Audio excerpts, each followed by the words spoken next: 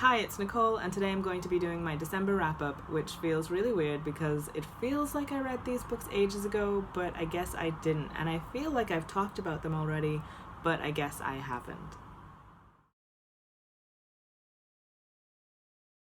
So the first book that I finished in December, well, was technically Negroland, but I've already talked about that in my November wrap-up. So the first book I'm going to be talking about is A Night in Guanima by Patricia Glinton-Meicholas. And Patricia Glinton-Meicholas is a very highly respected author from the Bahamas. And this book is a collection of folktales from the Bahamas. I really loved this book, and I'm not sure if it's just because I'm a Bahamian and just because I'm sort of familiar with the feel of these stories. I have never actually heard any of these specific stories, but I know some of the characters who are in other stories that I did hear growing up.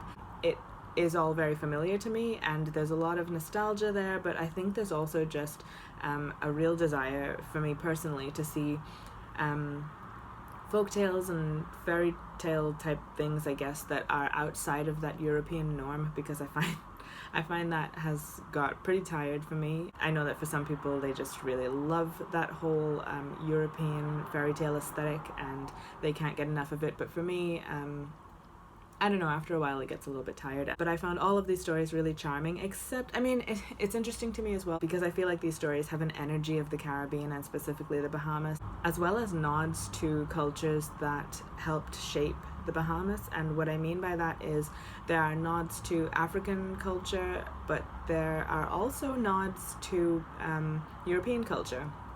And there's an entire story that feels much more within the European vein of fairy tales and folk tales and stuff, with a king and a princess and all of that stuff, but at the same time that story is mixed in with some Caribbean attitudes, and it's just interesting to see that mix, but that was probably the weakest story for me and the one that I was least interested in.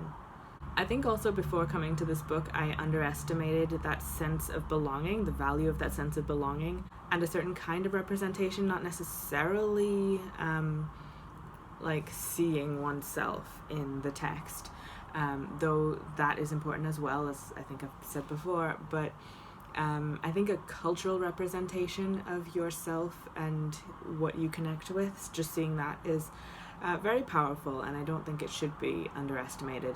It made me want to read more Bahamian texts and also renewed my interest in reading more from the Caribbean. I'm currently reading an anthology of Caribbean writers, and some of them are stories that I'm getting on with, some of them not so much, and I feel like it's interesting to sort of pick out what I'm looking for in that region and the kind of relatedness that I'm looking for. I'd like to talk more about this at some point when my thoughts are a little bit more solidified.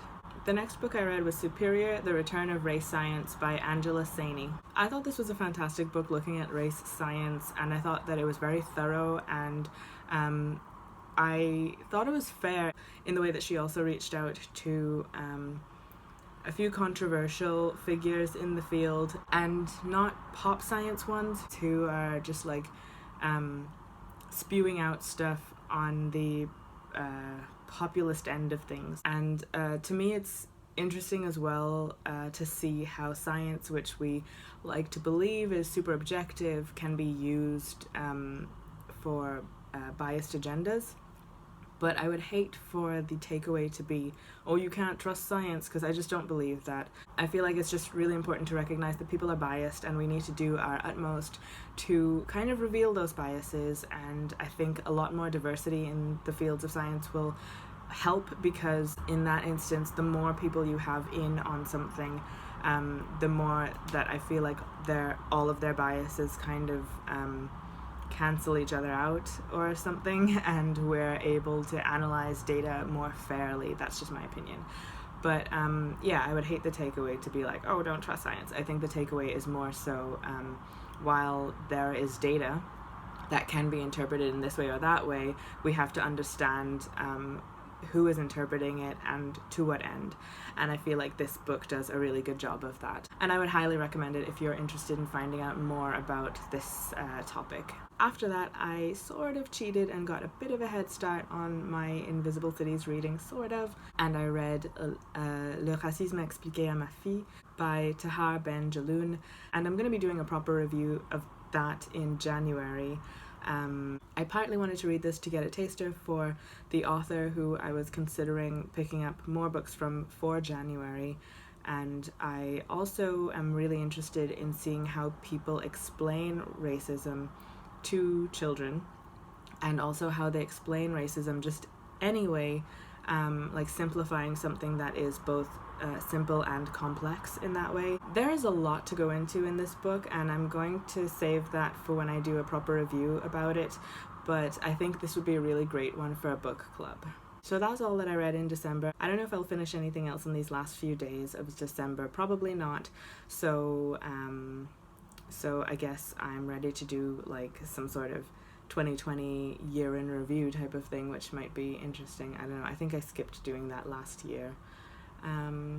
I think December was a really successful reading month for me, and if you're interested in any of these books or want to discuss them, have read them already, or anything like that, I'd love to hear that down in the comments below. But that's all I have to say for now, so I'll see you again next time. Bye.